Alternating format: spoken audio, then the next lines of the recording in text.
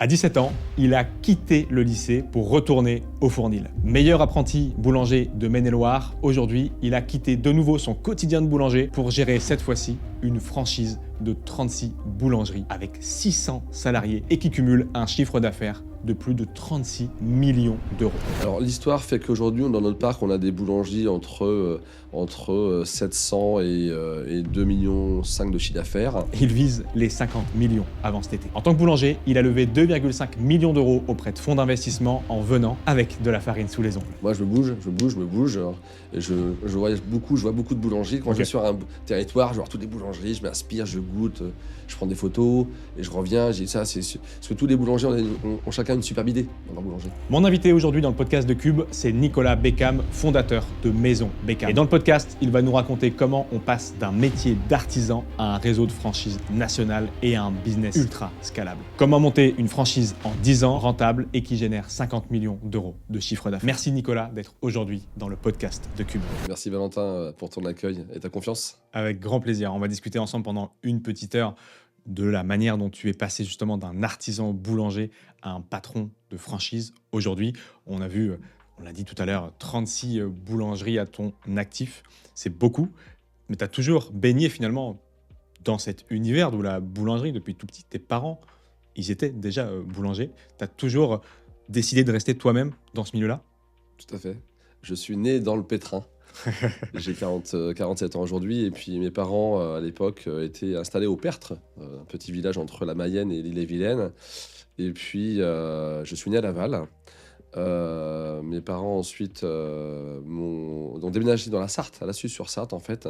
Et c'est là que j'ai commencé à avoir mes 2-3 ans et puis commencé à fouiner dans le Fournil avec mon papa, à rouler des croissants, des pains au chocolat, à manger les chouquettes dans le dos de ma maman aussi. Et puis de commencer à construire cet ADN de boulanger, de boutique de boulangerie. Je suis quelqu'un de B2C, je suis pas quelqu'un de B2B. Ok. J'ai bien compris ça. Je suis quelqu'un qui aime les gens, qui aime le produit, qui aime les belles choses, qui aime fédérer, qui aime rassembler et qui est passionné par ce métier de la boulangerie. Et c'est vrai que j'ai un profil qui m'a fait voyager depuis ces 47 ans dans cette filière de la boulangerie qui était exceptionnelle, extraordinaire, riche en rencontres et en projets. Aujourd'hui, on voit le patron que tu es. On essaiera justement de comprendre comment tu es passé et quel a été le déclic, le plus petit dénominateur commun du passage d'artisan boulanger à patron de franchise. Mais tu parles rarement de tes études. Tu as fait quoi comme études justement pour en arriver là ? En études, moi j'ai un bac de gestion, du coup j'ai fait au lycée Sacré-Cœur à Angers. Ok. Ensuite, j'ai passé 6 ans au CFA d'Angers, CAP boulanger, CAP pâtissier. Ensuite, BP boulanger de 2 ans, BTM pâtissier en 2 ans. Et pendant ces 4 années, j'ai passé, à l'époque, mes journées de repos. Je passais ma journée de repos à me former sur des modules management, RH, pour avoir ces 2 diplômes qui étaient mes objectifs, le brevet de maîtrise en boulangerie et en pâtisserie. Donc, c'est 6 ans de travail après le bac. D'acharnement sur un brevet de maîtrise, c'est maîtriser les matières premières. Vous savez, Ok. quand on est boulanger, pâtissier, l'objectif au départ, c'est les matières premières qui nous maîtrisent. Et l'apprentissage, le travail fait qu'on devient maîtrisant des matières premières en fait. Et on en fait ce qu'on veut. Voilà. Et c'est ça qui a été mon objectif que j'ai eu à 24 ans. Et à 20 ans, tu as été sacré meilleur apprenti de Maine-et-Loire, c'est ça ? Oui, j'ai été meilleur apprenti de boulangerie en Maine-et-Loire et déjà passionné, j'ai eu la chance d'avoir mon papa et ma maman qui m'ont laissé l'opportunité d'aller beaucoup en stage à la Fédération de la boulangerie à Angers à l'époque. On avait des meilleurs envies de France boulangers qui venaient en stage, des meilleurs envies de France pâtissiers, des champions du monde notamment. Et j'ai fait beaucoup de stages avec ces personnes-là qui m'ont nourri une appétence vers l'excellence notamment, et la remise en question et le travail, et aussi des clés pour m'améliorer. Et justement, tes parents, est-ce qu'aujourd'hui, ils comprennent ou au moment où tu as fait le choix, ils ont compris ce passage d'artisan boulanger à donc patron de franchise à 36 millions ? Ils ont compris ça ? Non, ils ont pas compris, non. Ils n'ont pas compris. Ils ont eu très longtemps très peur pour moi, d'ailleurs, en toute transparence. Parce que c'est vrai que mes parents, c'est les boulangers, la boulangerie du dimanche. Dans la boulangerie, boulangerie de quartier, où le chiffre d'affaires de la semaine, ça se fait le dimanche, il y a la queue, on vient acheter les pâtisseries, les pains pour recevoir ses invités. Et moi, j'ai démarré en 2005 avec Cécile, mon épouse, par une affaire qui était fermée le dimanche. Donc, il y a eu une incompréhension de leur part. D'ailleurs, ils n'ont pas cru à notre projet, en toute transparence. Ok. Et ça, c'est des moments qui m'ont beaucoup marqué, mais qui m'ont beaucoup donné d'énergie pour me bagarrer pour réussir encore plus, pour prouver que c'était possible. Et donc, voilà, c'est une étape aussi. Mon parcours de vie, c'est plusieurs étapes, voilà, notamment. Donc, Et justement, cette première boulangerie, tu la montes en 2005. en 2005, oui, tout à T'as fait. quel âge à ce moment-là? J'ai 26 ans. On achète cette boulangerie rue Saint-Julien qui était fermée depuis 6 mois, en fait. Une expérience incroyable puisque à l'époque, mon épouse travaillait chez Vino Vini au Pont de C, c'était un caviste. Et puis moi, j'étais peut-être destiné à devenir professeur au CFA d'Angers, j'étais vacataire professeur. Et puis la chance qu'on a eue, c'est que mon épouse est tombée enceinte de notre premier enfant. Et par transparence, mon épouse prévient Vino Vini des Ponts de C pour exprimer que pour un peu de décès, elle était enceinte. Et puis du coup, la chance qu'on a eue, c'est que le patron n'a pas accepté de garder mon épouse parce qu'elle était enceinte en période de décès. Du coup, Quel plaisir. il l'a remercié. Et grâce à ça, ça nous a permis de se concentrer sur cette ouverture rue Saint-Julien. Et s'il n'y avait pas eu cette étape-là, on serait peut-être pas là aujourd'hui. Ok. Voilà. T'as transformé Donc, du coup merci, ça. Ouais. T'as transformé ce problème en un truc positif. Complètement. Et tu nous l'as dit dans une émission qui sortira d'ailleurs dans quelques jours, je la mets en description, une émission qui s'appelle L'Addition, où Nicolas était l'un de mes invités aux côtés d'Amixem, La Boiserie, ou Emmanuel Picot et d'autres invités. Tu as mis 100 000 francs sur la table pour acheter cette première boulangerie, ce qui était une somme énorme, c'est à peu près 15 000 euros aujourd'hui, mais tu n'avais rien à l'époque. Et complètement. À l'époque, en fait, à l'époque, la condition pour ouvrir cette première boulangerie rue Saint-Julien, c'était parce que c'était une vente aux enchères du matériel. On avait fait un deal avec le propriétaire, le bailleur, qui avait accepté de nous revendre pour 73 000 euros le pas de porte qu'il avait acheté au tribunal pour récupérer l'emplacement. Et 73 000 francs, du coup. 73 000 francs, Ouais, pardon, ok. 73 000 francs à l'époque. Et en fait, la condition, c'était que non, c'est en euros. Parce que moi, c'est bien en euros à l'époque. On est en 2005. Ah, donc 73 000 euros. 73 000 euros. En fait, Ah, ok. en fait, il y a eu deux sujets. On a eu une étape 73 000 euros, le droit au bail, Ok. et 13 000 euros, le matériel, en fait. Ok. Donc, en fait, si je reformule, en fait, on fait le deal avec le bailleur pour que si on arrive à racheter le matériel à vente aux enchères de la boulangerie, il nous revendait le pas de porte dans les conditions qu'il avait acheté au tribunal. Ok. Donc, vente aux enchères du matériel, on avait fait un deal avec le mandataire à l'époque. Et puis, on a préparé une vente de l'eau, un achat de l'eau plutôt. Et donc, on a tous les boulangers d'Angers qui étaient dans la boulangerie à Ouais. l'époque, je me rappelle comme si c'était hier, pour acheter un pétrin, enfin du matériel indépendamment. Puis on démarre la vente aux enchères. Et puis là, le mandataire dit bah, écoutez, dans la salle, nous avons quelqu'un qui veut racheter en lot. Donc là, tout le monde sort de Fournil. Et il ne reste plus que 2 autres personnes. Et puis on était accompagné par le cabinet ABD à l'époque, qui nous coachait pour cette étape-là. Et puis on va les enchères 1 000 euros, 1 500, 2 000, 3 000, 4 000, 5 000. Et finalement, on arrive à acheter le matériel pour 13 000 euros à l'époque, qui pour nous était une somme immense, parce qu'on n'avait rien. On venait de se marier avec mon épouse, on avait tout mis dans le mariage. Enfin voilà, on était des jeunes voilà, qui démarraient la vie active. Bah ouais. Et donc, cette étape-là nous a permis d'ouvrir cette première boulangerie. Et s'il n'y avait pas eu cette étape-là, nous ne serions pas là aujourd'hui, il est certain. Donc ça veut dire que c'était un deal à 100 000 euros au global alors. 100 000 euros, tout à fait. Mais tout à fait. c'est très important ce que tu dis parce que finalement, dans le business, il y a toujours ce moment de bascule entre le premier deal qui peut réussir ou pas réussir. D'ailleurs, pour toi, il t'a porté chance. Mais du coup, les premières personnes qui t'aident à rassembler cet argent, c'est d'où viennent les premiers milliers d'euros? C'est de la famille, c'est un peu comme une précide de levée de fonds. Eh ben, c'est la des Banque prêts Populaire. C'est la banque. La Ok. Banque Populaire, BPGO, qui a été la première banque à nous faire confiance. Ok. Et d'ailleurs, pour être très clair, personne n'y croyait. Mon minotier ne croyait pas à ce projet-là. À l'époque, c'était Alice Girardot, qui est décédée aujourd'hui malheureusement. En fait, on était les seuls à croire à ce projet-là, avec ce banquier-là.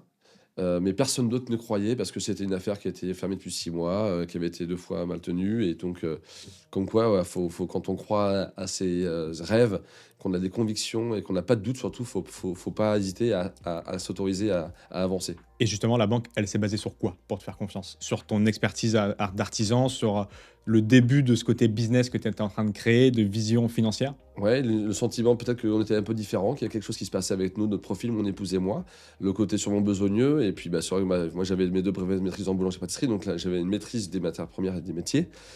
Et du coup, on démarre tous les deux, d'ailleurs on démarre que tous les deux cette aventure rue Saint-Julien. Et le premier jour de chiffre d'affaires, on a fait 500 euros de chiffre d'affaires. Et on avait Ok. un objectif à 300 euros, pour Ah oui, être très ok. clair. Donc, Trop bien. on a démarré, voilà, c'est quelques éléments comme ça qui marquent notre histoire, quoi. Donc, Justement, pour avoir quelques éléments de grandeur, on a dit tout à l'heure que l'ensemble de tes boulangeries et franchises font 36 millions d'euros de chiffre d'affaires. Tu vises 50 cette année, mais mm. une boulangerie, qu'on ait les ordres de grandeur de quartier, combien ça fait de chiffre d'affaires? Comment ça se répartit? Est-ce que c'est plutôt le pain, les croissants, le chocolat, le pain au chocolat qui fait du chiffre d'affaires? C'est quoi ces ordres de grandeur? Alors, l'histoire fait qu'aujourd'hui, dans notre parc, on a des boulangeries entre 700 et 2,5 millions de chiffre d'affaires. Aujourd'hui, comment dire, on a un modèle économique assez équilibré puisqu'on a 5 à 6 métiers dans notre modèle. La Ok, boulangerie, c'est environ 20% de chiffre d'affaires, la viennoiserie 20%, la pâtisserie 20%, le snacking 30%, les boissons salon de thé 10%. Donc on a d'accord. cette force-là d'être équilibré qui nous permet de maîtriser nos marges brutes, et puis nos masses salariales aussi, donc nos prime costs, comme on dit, quoi. Donc, Ok. Et ça, justement, les marges dans ce milieu de la restauration, de la boulangerie particulièrement, c'est combien?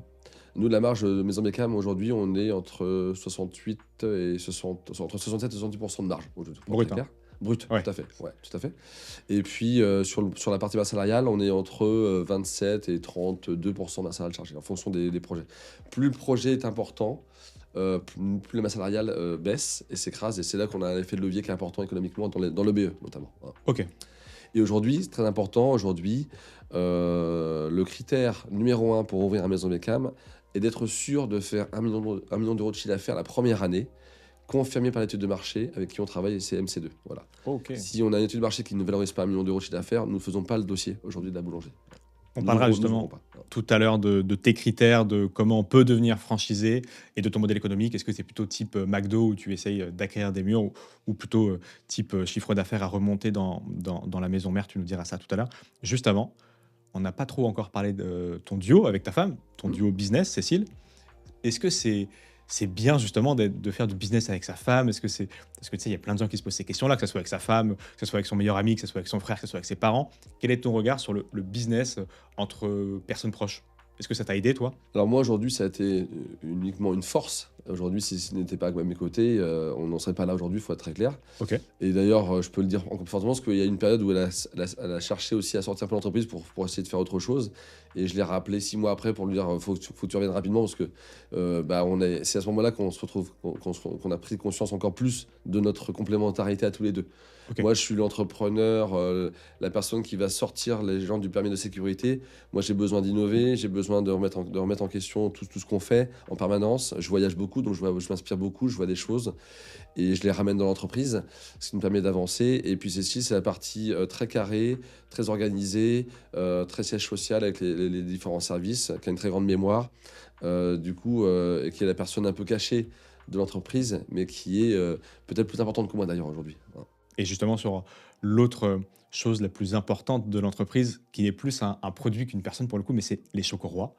Oui, C'est vraiment ta marque de fabrique. Ça c'est vient ça. d'où ça? Est-ce que c'est un accident de labo ou c'est un coup de génie marketing? Chocoroi, en fait, c'est la volonté, on revient 15 ans en arrière, c'est la volonté à ce moment-là de vouloir créer son produit signature. C'est souvent, je compare ça à un chanteur, il rêve d'avoir sa chanson que tout le monde chante même après sa mort. Et nous, dans l'agroalimentaire, chocolatier, pâtissier, boulanger, bah, on rêve. C'est pas que ça arrive, on essaie de construire potentiellement un produit, une marque signature qui peut voyager et puis qui peut durer. Et aujourd'hui, moi, il y a 15 ans, j'avais envie de créer un produit signature qui m'appartenait à moi. Je voulais pas faire comme les autres. Nous, à Angers, on a beaucoup, on a Cointreau, on a Grand Marnier, on a les canons d'ardoise notamment, on a différents chocolats aussi. Et donc, moi, j'ai dit, moi, je suis boulanger, je voudrais faire un gâteau de voyage. Ça n'existe pas aujourd'hui, il n'y a pas de gâteau de voyage signature. Ouais, c'est un blog local, ouais. Et à l'époque, c'est vrai que j'ai Marie-Hortense, notamment Béchu, qui m'avait accompagné sur la partie Marketcom à l'époque. Marie-Hortense a créé le logo Maison Beckham avec la D'accord, baguette. C'est ok, Marie-Hortense avec son je équipe. savais pas. Et puis, et à l'époque, Chocoroi, C'était en 2012. À ce moment-là, on a notre premier atelier pâtisserie à Angers. Et je me dis, ça y est, j'ai les moyens humains, financiers, matériels pour aller au bout de ce projet. Ça faisait quelques années que je faisais des tests dans ma petite boulangerie. Mais tous les ans, le septembre revenait et le quotidien reprenait le dessus. Et en fait, août 2012, allez, là, je me dis, je me consacre à fond tout l'été. Je fais plein de gâteaux choco-roi. Enfin, à l'époque, c'était pas choco-roi, c'était un gâteau au chocolat. Et fin août, ça y est, j'ai convaincu tous les gens, mes amis autour de moi, qu'on mangeait du gâteau tout l'été, que c'était ça qu'il fallait qu'on développe pour aller au bout du projet et faire plaisir à tout le monde. Et j'amène ce gâteau à Marie-Hortense et je lui dis, voilà, maintenant, il faut me trouver un nom. Et c'est leur fils, notamment, qui a trouvé Choco-Roi. Et aujourd'hui, c'est l'un des produits que tu mets le plus en avant et qui te représente le plus à l'international presque, j'ai envie de Ouais, dire. tout à fait. Et on parlera justement de la concurrence parce que j'ai observé ces dernières semaines, je suis pas de ce milieu-là, mais je suis tombé sur plein d'articles de presse où il y a finalement un vrai nouveau modèle qui est en train de se créer. Il y a des géants historiques comme Paul qui sont en difficulté, d'autres comme toi qui émergent. Donc il y a vraiment un changement en ce moment d'utilisation, en tout cas de la boulangerie, et tu nous expliqueras justement ton regard là-dessus parce que tout est en train de se rabattre. On va passer maintenant sur la partie accélération. J'aimerais que tu nous donnes un petit peu ta vision sur à quel moment ça a basculé entre les premières boulangeries que tu avais et aujourd'hui. Encore une fois, on a dit tu en as 36, tu en vises 5 à 10 par an qui doivent s'ouvrir dans les prochaines années. Mais pendant 10-15 ans, tu as été un peu sur un plafond de verre avec 8 boulangeries à Angers et autour d'Angers. Tu as consolidé ça avant de partir ensuite fortement à plus de boulangeries ouvertes, quoi. C'était quoi ta logique business derrière ça? C'était d'abord on consolide, on voit si ça marche, on le fait 5, 6, 7, 8 fois en interne et après on le met en franchise et là on explose les compteurs? En fait, la première chose qu'il faut avoir en tête quand on veut franchiser son concept, c'est qu'il faut avoir un parc de succursales ou de filiales, ça dépend comment on l'appelle, qui fasse ses preuves économiquement. OK. Parce qu'aujourd'hui, quand on franchise, on vend quelque chose qui doit gagner de l'argent. Et donc, qui doit apporter des émotions, de la passion, mais aussi gagner de l'argent, c'est la priorité. Et donc, on a eu 8 boulangers, du coup, jusqu'en 2020, en fait. Et puis, on a eu ces 4 boulangeries nantaises qu'on a commencé à faire. Alors, on a d'abord développé en contrat de concession, c'est-à-dire que nous, on était en minorité de blocage avec 33% du capital et statut DGD ou co-gérant, ce qui nous permettait d'apprendre ce métier de franchiseur. C'est un vrai métier qui est dur, Ok. un dur métier à apprendre, que nous, aujourd'hui, on est devenu très mature, très performant, mais on a beaucoup investi de temps et d'argent pour arriver à ce niveau-là. Et après, c'est un peu une spirale positive, c'est-à-dire que quand tu commences à développer en franchise et puis que tu as les premiers qui sont heureux et contents, parce que quand tu fais gagner de l'argent à tes succursales, tu commences à franchiser et que tu commences à faire gagner de l'argent à tes franchisés, là, c'est un peu le Graal. Ouais. C'est-à-dire que mais le chemin pour y arriver, il est dur, il est difficile, il y a de la résilience, il y a de la remise en question, parce qu'aujourd'hui, par exemple, moi, aujourd'hui, j'ai appris 3 métiers. J'ai appris le métier de gérer des succursales, de faire gagner de l'argent à des succursales. J'ai appris le métier d'être franchiseur et de faire gagner de l'argent à des franchisés. Et j'ai un troisième métier que j'ai appris, c'est un atelier de pâtisserie, c'est faire gagner de l'argent à un atelier de pâtisserie. Et en fait, c'est la complexité Ouais, de ok. mon projet aujourd'hui. Ouais, Aujourd'hui, complètement. la réussite, c'est que je fais gagner de l'argent aux 3, en fait. Mais à quel prix? Le temps, j'ai mis 21 ans à arriver à faire ça, en fait, quoi. Mais justement, parle-nous un peu. Moi, j'y connais rien à la franchise. Tu vois, on est dans les milieux de la tech, c'est un peu moins le cas. C'est plutôt le modèle SaaS qui s'y rapproche le plus genre, de ce que tu me dis, où justement il y a une scalabilité et l'envie de gagner plus sans forcément devoir gérer l'ensemble des parties prenantes. Mm. Fais-nous un petit peu le manuel, si tu peux, s'il te plaît, sur le manuel du franchisé pour les nuls. Comment ça se passe? Qui gagne quoi?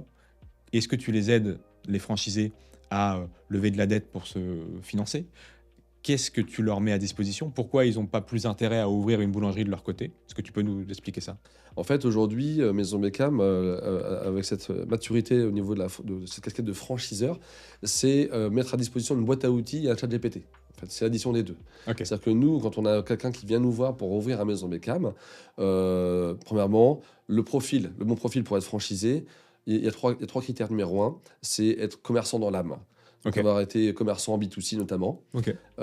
soit salarié, soit entrepreneur. Deuxième casquette, c'est être manager confirmé, donc avoir managé les 10-15 collaborateurs sur sa vie. Et la troisième casquette, c'est être chef d'entreprise. Comprendre que faut savoir compter, un tableau de bord mensuel, c'est pas une option, un inventaire mensuel, c'est obligatoire. Pour piloter l'entreprise en fait. Et après, le quatrième critère, il faut de l'apport financier. Donc chez nous aujourd'hui, il faut avoir minimum 150 000 € d'apport pour commencer à étudier et à travailler ensemble. Et quand Ça, c'est on ce que a, le franchisé doit mettre sur la table? c'est ça, ouais, tout à Ok. fait, tout à fait. Nous, on peut aussi, alors moi, je suis une boîte à outils. Si on a un projet très ambitieux et que l'apport n'est pas assez important, je peux faire un tour de table. J'ai des financiers que j'appelle et qui mettent des sous, qui aiment le Ok. projet Beckham, qui aiment Nicolas Beckham. Et donc, en fait, l'argent, c'est pas un problème. L'argent, ça se trouve. Le plus important, c'est le projet. C'est qui est dans le projet, où, l'emplacement, et comment, et quoi. Mais après, une fois qu'on a levé tout ça, et aujourd'hui, je suis devenu très mature par rapport à ça. Et après, la franchise, on est lié. En fait, un franchisé est un commerçant indépendant qui est lié avec moi par un contrat de franchise dans lequel il y a chacun des droits et des devoirs. Donc, mais qui est un contrat gagnant-gagnant. D'ailleurs, on a été accepté adhérent à la Fédération française de la franchise il y a 1 an. Ok. C'est 4 mois de procédure. Ils ont épluché mon contrat de franchise, ils ont été voir mes franchisés pour les écouter, pour les challenger, pour savoir si j'étais un bon franchiseur. Ok. C'est un peu Donc ton pour étoile moi, Michelin, c'est quoi. tout à fait. Ok. Pour moi, c'était une fierté pour moi d'avoir été accepté adhérent à la FFF parce que c'était quelque chose qui était l'objectif pour moi. C'est aussi une confirmation que je fais bien mon travail. Et donc, on a un contrat gagnant-gagnant. Et surtout, alors aujourd'hui, on a un droit d'entrée à 35 000 €. En fait, c'est une redevance de marque de 35 000 € qui comprend un Ok. droit d'entrée à 17 500 € et un droit de formation à 17 500 €. Et après, on est sur des royalties à 5% de redevance de marque, plus 1% de redevance de communication centralisée, qui permettent d'investir à la marque, mon service com, d'être présent sur les réseaux sociaux, d'investir toujours pour être différenciant sur la toile notamment, et puis sur plein de sujets, quoi. Donc, voilà. Ok. Et tu achètes les murs? Vous achetez les murs? Aujourd'hui, on peut acheter des murs. C'est pas une option. En fonction des territoires, alors quand on est loin, je suis pas fermé à laisser les murs achetés par le franchisé. Ok. Hein. Mais aujourd'hui, c'est pas forcément une priorité pour moi. Donc voilà. Et c'est-à-dire que le franchisé, il a une société où il détient le capital de sa propre boulangerie et toi, tu en détiens une partie? Non. Lui, il va créer sa SAS potentiellement MB, je sais pas, Ok. MB Marseille par exemple, on va prendre ça, qui est l'exploitation de la boulangerie. Et puis, donc lui, il est au capital de son projet. À 100%? À 100%. D'accord, ok. Moi, je peux être associé, mais c'est pas un objectif. Si jamais j'ai un coup de cœur pour un exploitant, Ah oui, tu peux. des fois j'ai des profils dans lesquels j'ai un profil exploitant. D'ailleurs, pour information, la condition aussi pour être franchisé, qui est importante, c'est pas. Moi, je prends pas d'investisseurs purs. C'est-à-dire que je m'interdis à prendre des investisseurs pour ouvrir un Beckham. Sinon, on va au mur, parce qu'un investisseur, il pense qu'à gagner de l'argent. Et moi, j'ai besoin d'avoir un investisseur exploitant qui comprend qu'il faut investir pour gagner de l'argent. Ok. Hein. Et il faut ça se construit, et il faut que faut des émotions, enfin bref, plein de critères pour que ça réussisse. Et donc moi, si j'ai un investisseur qui vient me voir tout seul, je lui dis non. Je lui dis par contre, si tu reviens me voir avec un profil exploitant au capital, à 20% de capital, on se voit, on discute, et si ça me plaît, on avance. Voilà. Ok. Mais la priorité, c'est d'exploiter la boulangerie. Voilà. Si on n'exploite pas une boulangerie, ça marche pas. Donc, je préfère avoir un exploitant, je préfère avoir un profil en face de moi qui n'a pas les moyens financiers de ses ambitions, mais Ok. dans lequel j'ai aucun doute sur sa capacité à réussir en exploitation, plutôt qu'un financier tout seul. Bah, finalement, c'est ton parcours. C'est-à-dire que c'est ce que toi, tu as aussi fait dans ce sens-là. Tu as d'abord été un artisan et tu as appris la Bien finance. sûr, Ok. bien sûr. Je suis un exploitant de naissance qui s'est construit, qui s'est expertisé et qui est devenu financier. Voilà. Mais justement, c'est quoi qui t'a le plus choqué dans le monde de la finance que tu connaissais pas et que tu as découvert en tant qu'artisan? Moi, aujourd'hui, je suis comme 100% des boulangers qui démarrent. Je suis passionné par rendre service aux gens, faire plaisir aux gens, à mes consommateurs. Enfin, quand je parle de mes gens, c'est faire plaisir à mes consommateurs, c'est qu'ils soient heureux, fiers d'acheter mon produit. Et en fait, quand on est boulanger, artisan au démarrage, l'argent, c'est pas une priorité, en fait. Ouais, mais c'est marrant parce que là, tu as dit il y a 5 minutes, l'argent, c'est pas un problème, tu vois. Et justement, c'est Oui. amusant de voir le changement de mentalité que tu as pu Ouais, avoir. bien sûr, tout à fait. Moi, j'ai appris à savoir compter et à gagner de l'argent, en fait. Mais comme presque tous les boulangers, j'ai d'abord, la priorité, c'est d'avoir un beau produit, un bon produit, mais des fois au détriment de gagner de l'argent. Et après, à un moment donné, quand on veut se développer, il faut allier les trois. Mm. Il faut être passionné économiquement, en fait. Maison Beckham, c'est ça. c'est être passionné économiquement. C'est-à-dire que le produit, la passion, elle est au rendez-vous, mais nous, on a réussi à la régler pour gagner de l'argent en plus, quoi. Et c'est quel magasin de l'ensemble de ceux que tu possèdes, en franchise ou en propre, qui génère le plus de cash aujourd'hui sur le territoire? Nous, le plus beau projet, c'est Guérande. OK, Maison Beckham Guérande. On a un placement extraordinaire. On en cours à faire 2,5 millions de chiffre d'affaires hors taxe là-bas. OK, C'est un coup incroyable qu'on a fait. On a racheté un indépendant qui faisait 1,5 million de chiffre d'affaires il y a 3 ans. Et on va faire 2,5 millions l'année prochaine. OK. Donc voilà, c'est la capacité. Maison Beckham, pour ouvrir Maison Beckham, on a plusieurs options. C'est soit on peut racheter une boulangerie, soit un restaurant, soit un pas de porte, évidemment. Voilà, on a une force, on est très agile par rapport à d'autres réseaux. On réussit très bien en quartier, très bien en périurbain, très bien en rural, en semi-rural aussi. Et l'ordre de grandeur, quand tu fais 1 million d'euros de chiffre d'affaires, à la fin, en résultat net, il reste combien? Alors nous, on vise 15% de BE à 3 ans. OK, Voilà. très clair. Quand tu as fait ton premier tour de table, en 2022, c'est ça? Que tu as levé de l'argent, auprès de Alors, le premier tour de financiers? table que j'ai fait, c'était en 2010. 2010? OK. À l'époque, c'est parce qu'à l'époque, j'étais dans un groupe BNI à Angers, le BNI Anjou Business d'ailleurs, le OK. premier groupe BNI qui a été créé à Angers. BNI, tu peux nous expliquer ce que c'est? BNI, c'est un groupe ça s'appelle Business Network International. OK. C'est des groupes de réseaux business. En fait, il y en a 4 à Angers aujourd'hui. Et puis, enfin, c'est un groupe du mardi matin. Tous les mardis matins, toute l'année, tu te retrouves à 30-40 entrepreneurs, un parcours de métier. Et donc, et là tu es là pour prendre la parole. Tu as 1 minute de parole chacun, tous les mardis par exemple, et tu dois te lever et puis sensibiliser les autres à tes commerciaux, à vendre ton business. OK. Donc c'est un très bon exercice pour apprendre à prendre la parole notamment, la posture, le charisme aussi. Et donc moi j'ai beaucoup appris là-bas. Et donc là-bas je rencontre mes premiers associés. Donc je pense à Luc Germont, Michel Collet, Bertrand Bauder notamment, Christophe Moxion, puis Yann Hardy notamment. Donc des gens qui travaillent Euh, notamment chez Super U ou dans plein d'autres endroits voilà, là, c'est c'est ça, ça, ouais, je tout à crois fait. reconnaître quelques noms, OK. Donc dans plein d'autres domaines d'exploitation, Voilà. Et autres après, que la boulangerie, quoi. OK. les premiers tournages, je fais d'abord avec les entrepreneurs angevins qui étaient avec moi toutes les semaines, qui m'ont vu voilà, voilà, avoir un potentiel sympa donc, et un sérieux. Donc, voilà. Et après, Donc là, en 2010, tu as levé combien sur ce petit tour de table là? on a levé 150 000 euros OK. pour 15% de capital. Et en 2022, par contre, tu as fait la grosse levée à 2,5 millions. Tout à fait, OK. c'est ça. Donc là, on fait un travail avec un fonds, on fait rentrer un fonds d'investissement. Donc à l'époque, c'était Ciparex, fonds régional, qui est devenu la poche Turenne Capital aujourd'hui. OK. Et donc, on a mis, ça a été un exercice extraordinaire, mais pas évident, parce on a commencé à faire beaucoup de rendez-vous en 2021. On était à peine prêt, structuré financièrement. On avait un RAF pas ouf, des chiffres pas forcément complètement fiables. Et puis 1 an après, on retourne à l'attaque. Et puis là, on arrive à faire la levée de fonds, donc, qui a été qui a été très importante pour nous, puis donc je remercie Cipax aujourd'hui, Antoine Puget et Julie Gadois notamment. Et donc, qui a été aussi. Moi, je suis très attentionné toujours à chercher à être meilleur, à m'améliorer. Et là, c'était extraordinairement pour nous, pour structurer l'entreprise financièrement. Donc là, le fonds d'investissement, on a un CS tous les 3 mois, tous les trimestres.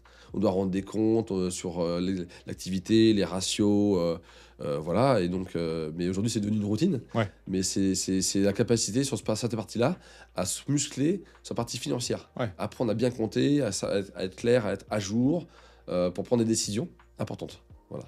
Et aujourd'hui, tu as combien de pourcentage de Maison Beckham? Vous êtes toujours majoritaire avec ta femme? Bien sûr, ouais, on a 65% de capital aujourd'hui. OK. C'est important pour toi justement d'avoir, Ah, bien sûr, de ouais. garder la main sur ton rêve finalement. Bien sûr, tout à fait.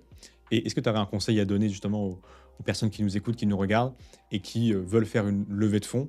Quels sont les conseils que tu pourrais donner pour les réussir? Parce que 2,5 millions d'euros en levée de fonds, c'est l'équivalent dans la tech et même dans l'entrepreneuriat en général d'une belle seed ou d'une début de série A. Donc c'est pas rien, c'est une belle somme levée. Le conseil que tu donnerais suite à cette expérience, ça serait lequel? Le conseil, c'est que faites-vous accompagner par une entreprise pour faire cette levée de fonds. C'est-à-dire qu'aujourd'hui, on ne sait pas, un entrepreneur ne sait pas parler à un banquier ni à un fonds d'investissement. Moi, j'ai été accompagné par ADO Conseil, en fait. Donc, c'est Natacha Bréjon, Jérôme Briel, Gaël Amiro et puis Charlène Dener, notamment. Donc moi, c'est vrai que j'ai une force, c'est la capacité à toujours être bien entouré. Et surtout à ne pas m'entourer, et à me désentourer des gens qui n'ont rien à faire avec moi, en fait. Et en fait, ADO Conseil, Sortir les gens du bateau, tu disais Voilà. d'ailleurs. Moi, je compare la vie à un bateau. Et aujourd'hui, n'importe qui ne doit pas rentrer dans le bateau dans notre bateau, en fait. Donc, et il faut sentir les gens qui ne doivent pas rentrer dedans et leur expliquer qu'il faut qu'ils fassent demi-tour, avec la forme, évidemment. Et ensuite, donc ADO Conseil, en fait, ça a été, on a démarré avec eux en 2020, après le Covid, juste après le Covid d'ailleurs. Non, on a démarré avec eux au moment du Covid. Et c'est une entreprise qui nous accompagne sur la partie, la relation avec les banques, en fait. Et aujourd'hui, on a fait plein d'opérations avec eux, avec les banques, parce que c'est deux anciens banquiers, donc c'est eux, c'est le chat DPT, la boîte à outils des banquiers, en fonction de ton niveau d'avancement, de maturité de l'entreprise, ils vont te faire des opérations financières. Enfin, il y a plein de trucs qu'on peut faire que moi je découvre. Et en plus je grandis, plus je découvre les nouveaux outils qui existent. Et en fait, donc faites-vous accompagner par une entreprise sérieuse qui peut vous faire aller vers les fonds d'investissement. C'est un exercice qui prend beaucoup de temps, qui coûte de l'argent aussi. Mm. Mais surtout, et puis, moi j'ai toujours été ouvert sur le capital. C'est-à-dire que moi, je considère que d'être majoritaire, c'est pas une option, c'est obligatoire, parce que c'est ton entreprise. Par contre, savoir ouvrir le capital à des gens qui vont apporter de la valeur ajoutée complémentaire que tu as besoin, faut pas s'interdire à ça. Il y en a qui veulent absolument être à 100% de leur capital, qui sont fiers de le dire. Tant mieux, bravo, tant mieux pour eux. Mais moi, je fais partie des gens qui sont dans le collectif. Et donc, j'ai toujours... En fait, il faut chercher pour être champion du monde de football, il faut avoir la meilleure équipe du monde. Mais moi, je cherche pas à être champion du monde une fois. Je cherche à être champion du monde tout le temps.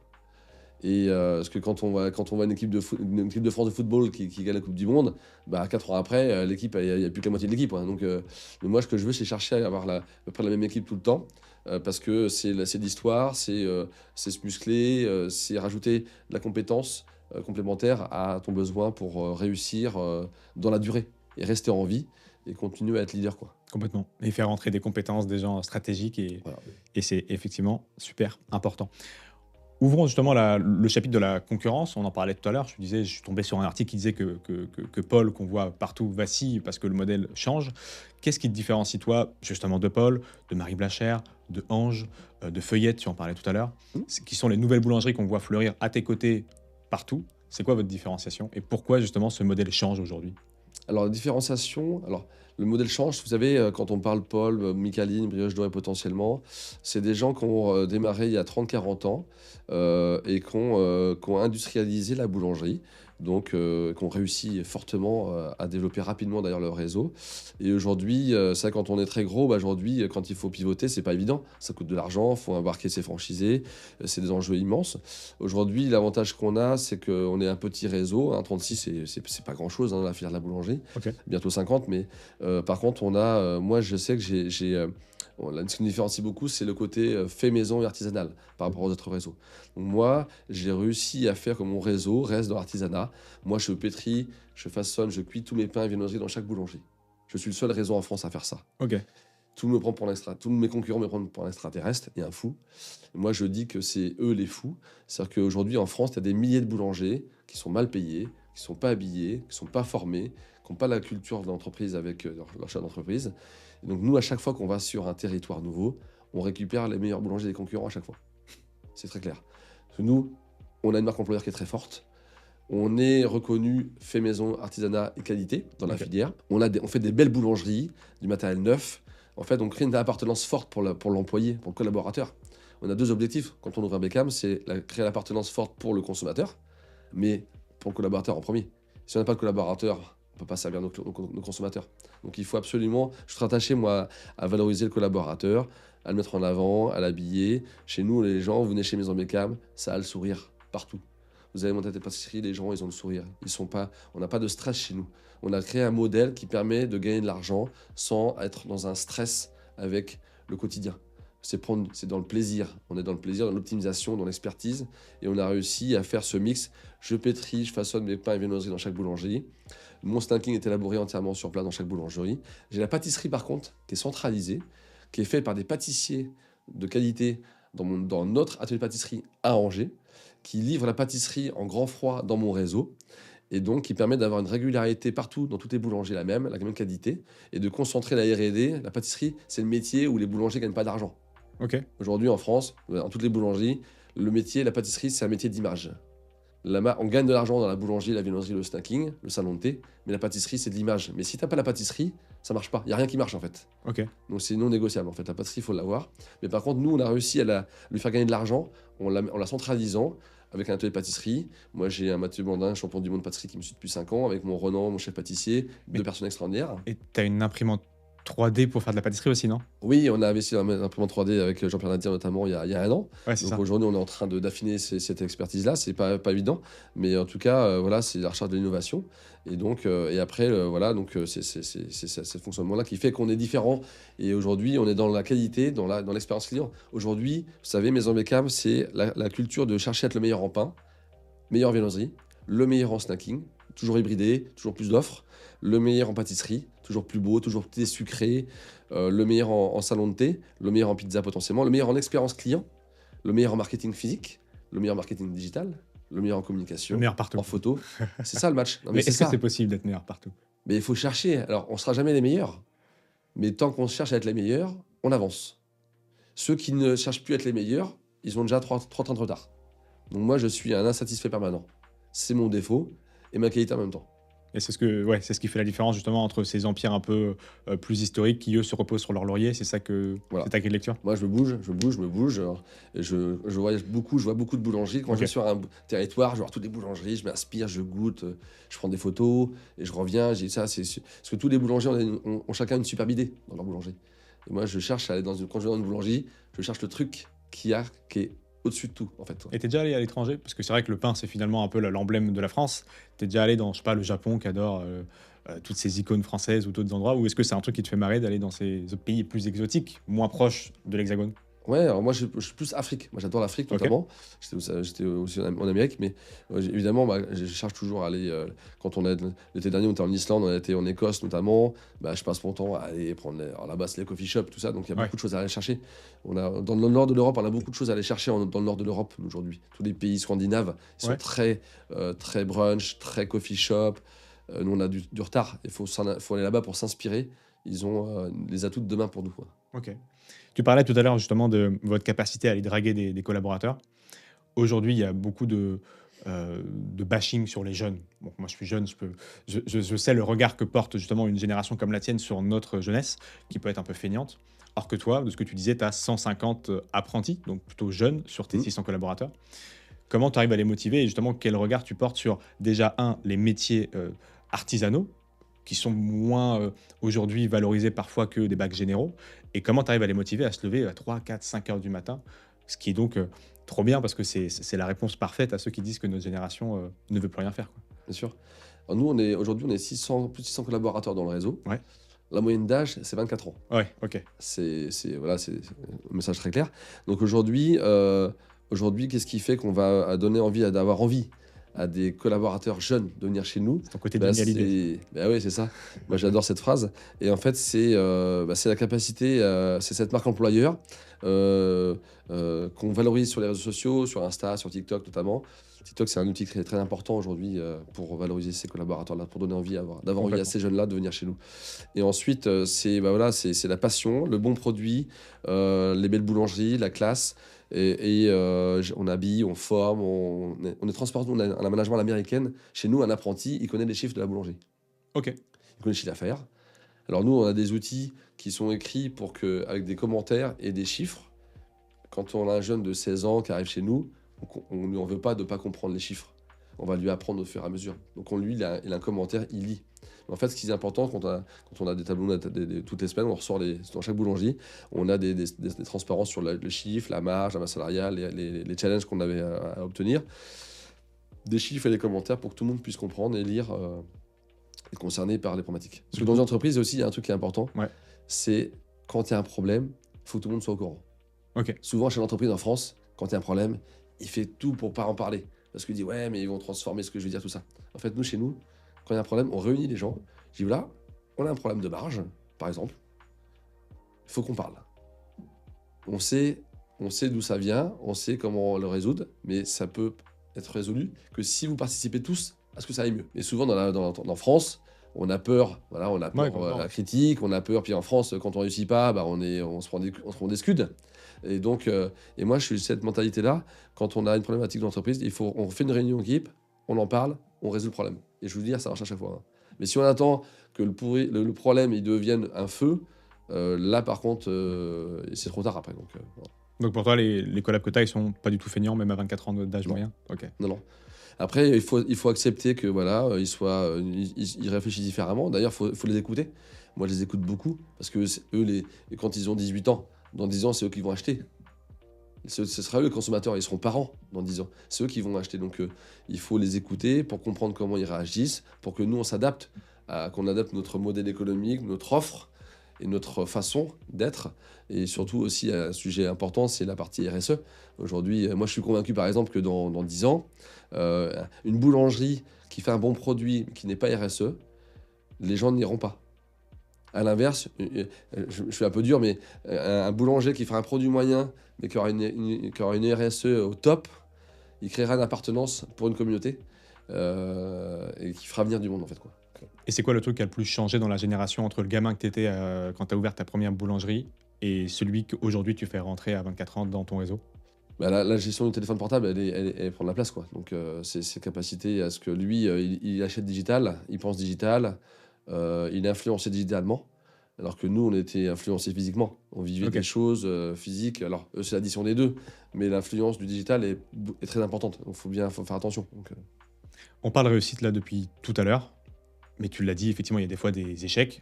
Est-ce que tu peux nous partager 2 moments un peu plus difficiles? Peut-être la décision que tu as prise, qu'il fallait pas prendre et que tu as regretté jusqu'à la résoudre, et le moment où, s'il y en a eu un, tu t'es dit, «J'ai envie de tout arrêter» et que justement tu as réussi à passer puisque tu es avec nous aujourd'hui dans ce studio?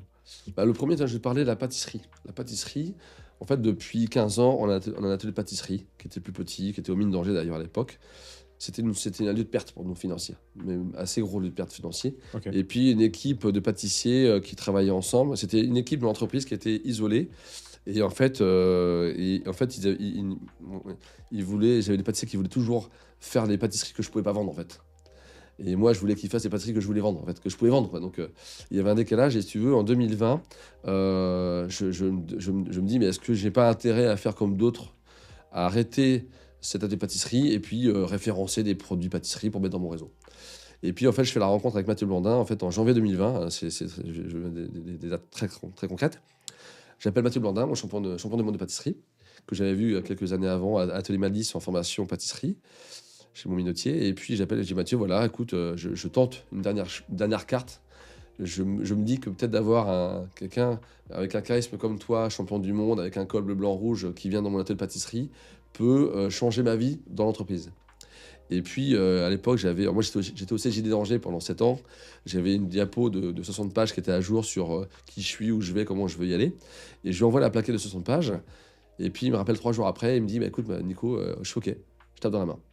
Il avait toutes les raisons pour me dire non, s'il voulait, parce qu'il était demandé partout. Ouais. Et il accepte. Et là, je me retrouve avec un champion du monde qui accepte de m'accompagner dans la pâtisserie de Maison Mécam. Et puis en mars 2020, le 17 mars 2020, le fameux jour Confinement? confinement, Ouais. Emmanuel Macron, le soir, on coupe le pays. Ce matin-là, j'étais chez Renan Dabin à Cholet, une biscuiterie à Cholet, et puis j'avais décidé je voulais développer une gamme de biscuits, mais je voulais pas que mes pâtissiers les fassent parce que j'avais pas une équipe qui était au top, et j'avais préféré la déléguer à quelqu'un d'autre. Et je tombe amoureux de Renan Dabin le matin, incroyable, et puis le soir, le confinement. Renan, du coup, finalement, j'étudie pour l'aider, tout ça. Puis finalement, je lui propose de rejoindre l'entreprise, en fait. Et puis, il accepte d'être devenir le chef pâtissier de Maison Mécam. Et du coup, en mars, je me retrouve avec un champion du monde consultant et un chef pâtissier que j'aurais cherché depuis 10 ans, que j'avais jamais trouvé. Et là, on repart à zéro et on commence à retravailler le référencement des matières premières, la logistique, le produit, la qualité, et on monte en gamme, monte en gamme. Ça, c'était une première étape. C'était une étape pour l'entreprise qui a été majeure. Si cette étape-là n'avait pas été vécue, on n'en serait pas là aujourd'hui en toute transparence. Et puis la deuxième étape forte que j'ai vécue, c'est en 2014. En fait, en début 2014, on avait 6 boulangeries. On avait 6 en Jardin des Saveurs. 3, excuse-moi. En 2014, début 2014, on avait 6 boulangeries, 3 sous l'ancienne Jardin des Saveurs, OK. 3 sous l'ancienne Maison Bécam. Et on lève 1,5 million de financement pour faire les 3 Jardin des Saveurs en Bécam. Donc là, c'est comme si tu achètes 3 maisons, tu vides toutes les maisons, le dernier fil électrique, tu mets tout à nu, et chacune, sous 3 semaines, tu les rouvres. En fait, Avec un autre nom. on a vécu une année avec Cécile, notamment. J'ai jamais travaillé autant de ma vie et j'ai jamais perdu autant d'argent de ma vie à ce moment-là. T'as perdu Et combien? à l'époque, on n'avait plus de sous, quoi, donc j'avais levé l'argent, tout ça. Et en fait, si tu veux, à ce moment-là, c'est vrai que j'ai été un peu feu follet. En novembre 2020, non, en novembre 2014, excuse-moi, en novembre 2014, je fais une soirée Chocolat, Château de la Perrière à Avrier. J'invite 500 personnes. On fait un feu d'artifice, une soirée fou, j'offre des chemises Chocolat à tous mes amis, tout ça, un truc de malade. Alors Et que t'avais puis, plus d'argent, du coup. non, j'avais encore un peu d'argent en ce Ah moment. ouais, à ce moment. Et 15 jours après, j'appelle mes associés, mon tour de table, j'appelle mon tour de table. J'ai un problème, c'est que on n'a plus de thunes. Ah, t'as cramé le million Donc cinq. on avait tout, Vache. on avait tout cramé, quoi. Et puis alors, ça c'était fin novembre 2025, fin novembre 2014. Un mois après, on ouvre Géant, Espace Anjou. Et là, bah, alors, eux, ils étaient habitués, ils avaient tous vécu ce moment-là dans leur vie d'entrepreneur. Donc eux, ils ont pris ça avec beaucoup de distance, un peu de rigolade, un peu de sourire. Mais nous, nous, c'était notre entreprise, c'était toute notre vie, quoi. Bien sûr.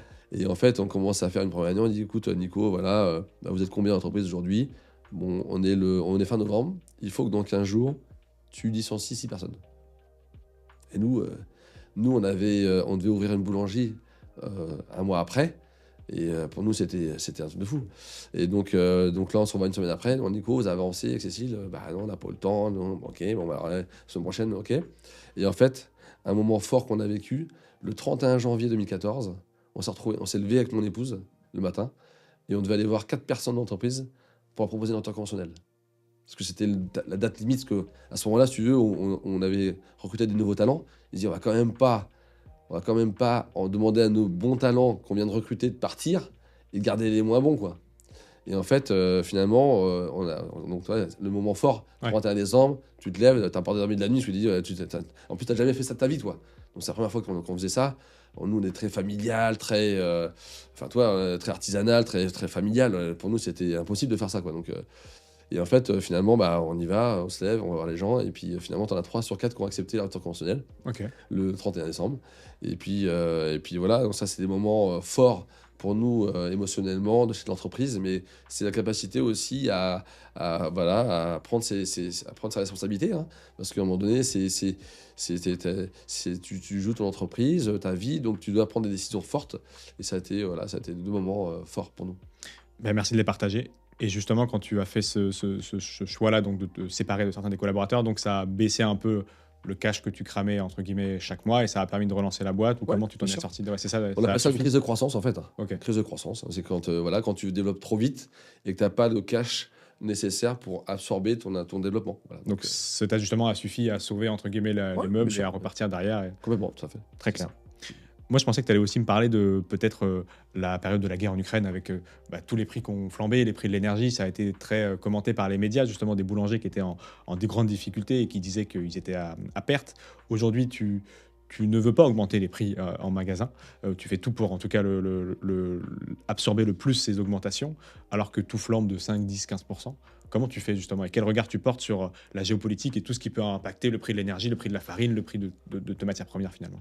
Ben, tu sais, alors, souvent j'en parle de ça. Tu sais, moi je suis un dirigeant français qui a vécu le Covid, quand même. Ouais. Ouais, c'était pas, on a quand même bien vécu. Ouais. Moi au Covid, j'ai dû lever 1 million de PGE, 1 million d'euros de PGE, Donc de prêts garantis par de l'État. prêt garanti par l'État, Ok. pour continuer l'aventure. Ensuite, après, on prend les inflations, donc matières premières d'abord, et électricité. Ouais. Donc on s'est retrouvé, nous, à signer des nouveaux contrats d'énergie, où quand tu payais 1, tu payais 2 le lendemain, quoi. Ok. Du jour au lendemain. Du jour au lendemain. Ah ouais. Et en fait, on a la chance d'être dans un réseau de boulangeries. Donc moi, j'ai un siège social, on est 35 collaborateurs aujourd'hui. Et la force qu'on a, c'est qu'on est toujours on réfléchit toujours collectivement. C'est que moi, aujourd'hui, par exemple, je m'interdis de trancher tout seul une décision. J'ai toujours besoin d'expertiser mon entourage, mais mon staff, tout ça, mon épouse.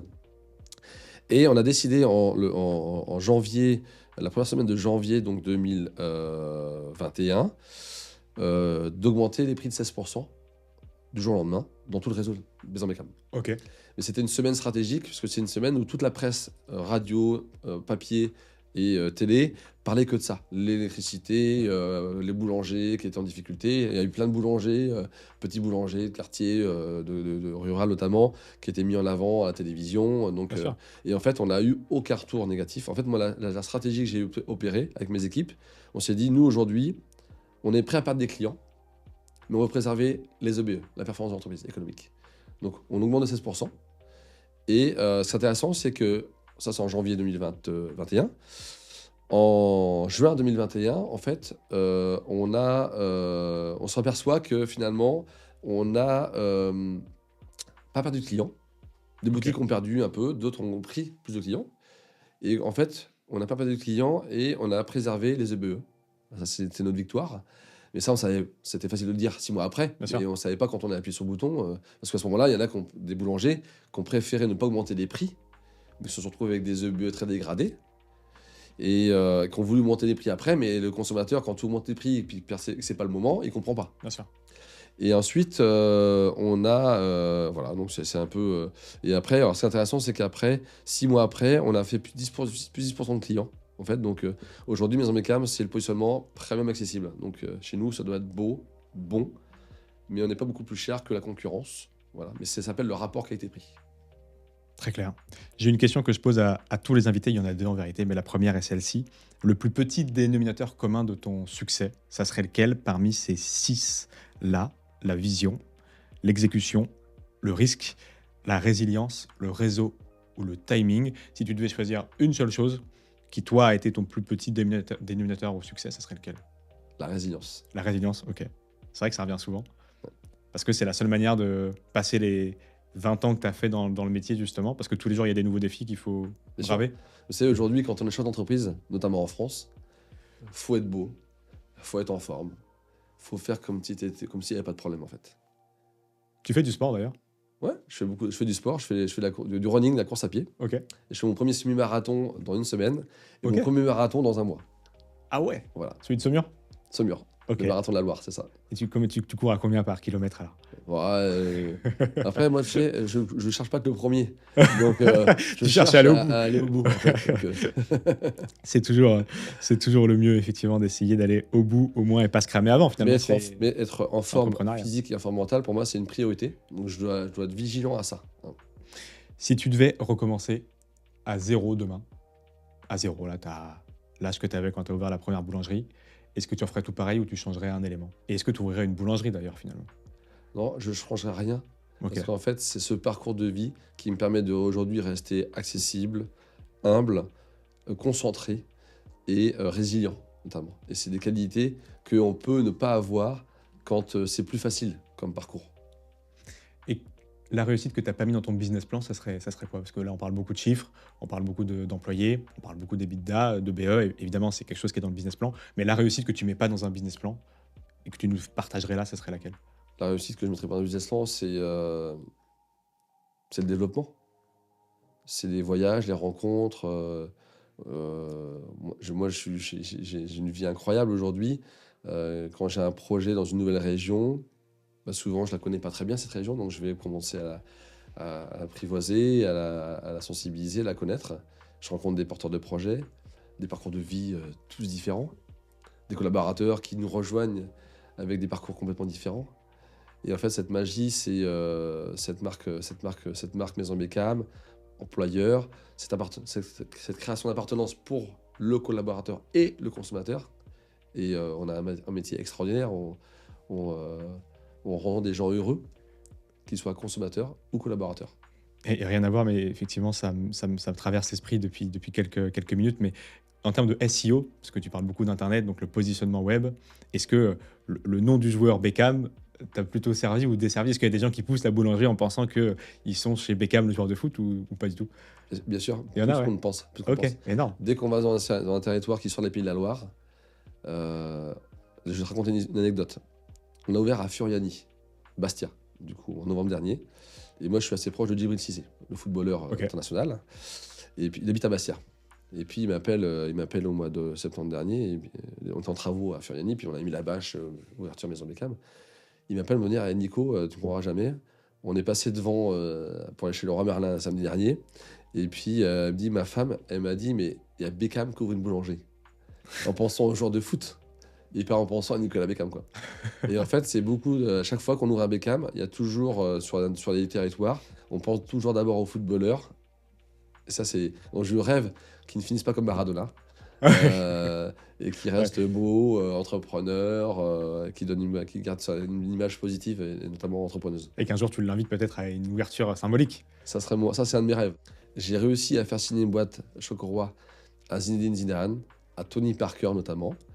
Et mon prochain rêve, c'est de faire signer une boîte Chocoroi à David Beckham. Bah là, la boucle sera bouclée, C'est effectivement. ça. On passe le message si jamais il nous écoute ou des gens de son entourage l'écoutent pour le rêve de Nicolas qui mettra justement pas dans son business plan, mais ça sera sa réussite. Notre dernière question, Nicolas, qu'on pose là aussi à tous nos invités pour clore le podcast. Là aussi, on a parlé beaucoup de chiffres, on a parlé beaucoup de réussite financière, mais qu'est-ce que l'argent ne t'a pas permis d'acheter? L'argent m'a permis d'acheter notamment, moi j'ai eu un moment fort, je vais parler de la santé. Moi j'ai 3 enfants, j'ai un de mes enfants qui est tombé anorexique il y a 4 ans. Et tu sais, quand t'es parent, quand tu travailles beaucoup, que tu t'investis pour les éduquer, pour les rendre heureux, et que tu as un enfant qui devient anorexique, eh ben l'argent ne sert à rien, puisque tu es impuissant face à une maladie.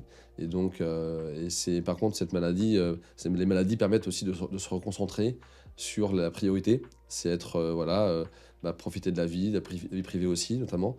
Et entreprendre, c'est bien, mais garder du temps à la maison, c'est important aussi. Donc, c'est ça que je retiendrai. Un bon équilibre. Ouais. Ok. Merci beaucoup, Nicolas, de t'être prêté au jeu de ce podcast sur Cube. Et je mettrai dans la description et dans l'ensemble des fiches les réseaux de Nicolas, qui est pas mal présent là aussi sur les réseaux sociaux et toutes les boulangeries qu'il a si vous voulez tester le fameux Chocoroi. Merci, Nicolas. Merci, Valentin.